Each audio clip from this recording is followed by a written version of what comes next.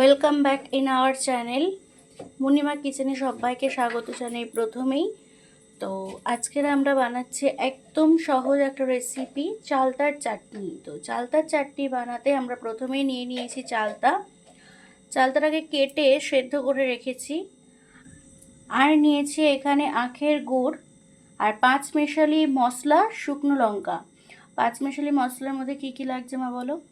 মৌরি আছে, জিরে আছে, আর আছে কালো জিরে আর মেথি। মশলাটা দিয়ে দেবো শুকনো খোলায়।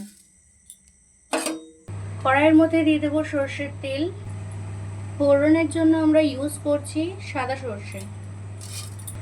এরপর দিয়ে দেবো চালতাগুলো।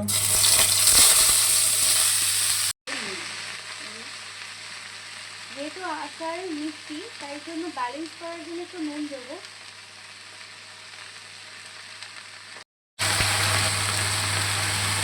এবারে আমরা অ্যাড করে দেবো গুড়।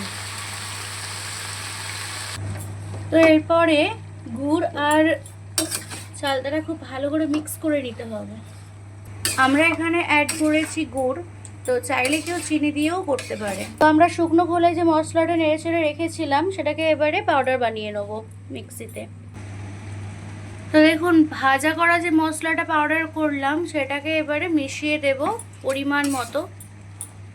খুব সহজভাবে বানানো হয়েছে চালতার চাটনি।